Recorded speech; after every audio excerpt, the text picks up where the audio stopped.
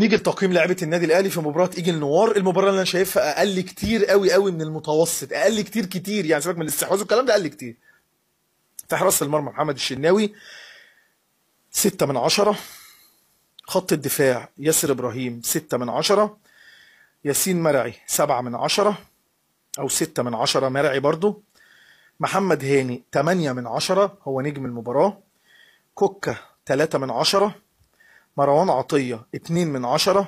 مش هقدر ارجع الكره لورا بقى يا جماعه، ما تزعلش مني والله العظيم، الكره ترجع لورا دي بتضايقني بقى انا معلش. وفي كوره الكوكا اللي بنقول عليه 3/10، في كوره بتجيله لازم افضل اقف واعمل وابص.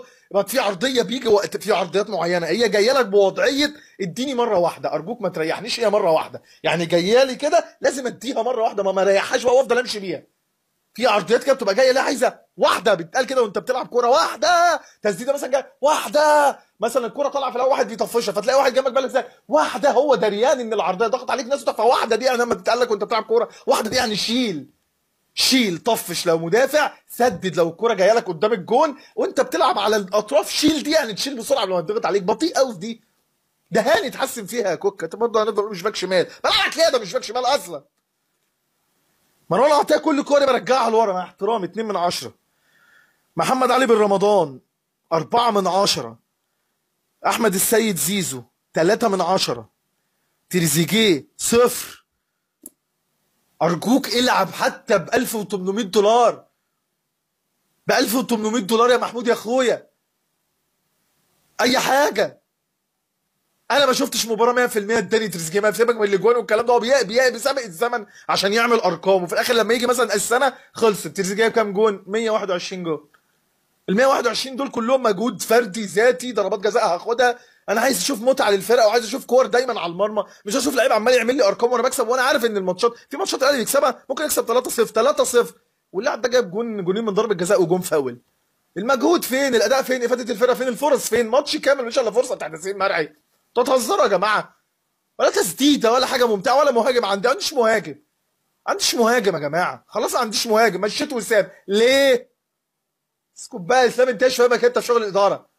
انت ايش فاهمك؟ انا اصلا اسمي كريم التهامي، انا اسمي احمد الجديد اللي جبناه، احمد اللي هو مسك في الاداره الجديده. انت فاهم ايه انت؟ انت ما بتفهمش حاجه في الاداره، احنا اللي فاهمين في الاداره. ايه هي؟ ان احنا جبنا 9 مليون دولار ونص، عملت بيهم ايه؟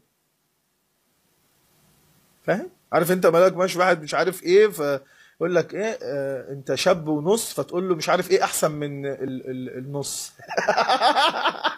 ايه هو؟ خدنا من ايه؟ خدنا 9.5 مليون؟ انت استفدت ايه بقى؟ انت يا عيني ما معكش حتى تمون دلوقتي. بن شرقي، نيجي لبن شرقي. بن شرقي لعيب كبير ولعيب مهاري برضه، دي حسب دي عايزه منه ايه النهارده؟ دي جايه منه في ايه؟ دي النهارده رايقه فهروق، مش رايقه مش مروق. على سطر واسيب سطرين، يا ريته سطر وبيسيب سطر وبيسيب 3 اسطر. 1/10. محمد شريف 0. مش ذنبك انت، مش انا، انت قلنا لك انت جاي جبت شريف ليه؟ فالناس قالوا ايوه نرجع شريف بقى، مشينا وقلنا خلاص يا شريف هنديك الثقه وانت المهاجم اللي هتبقى مش هتبقى. في ناس ما تقولش هتبقى، في ناس تقول هتبقى، يعني فاهم؟ هتبقى اللي هتبقى. فانت قلنا هتبقى العالمي، هتبقى العالمي بقى جاي خلاص. قلنا انت متابع جيد وحاولنا نسند، لا في سند ولا في شد، والله العظيم. فمحمد شريف طبعا 0. نزل مين؟ تعالى لي.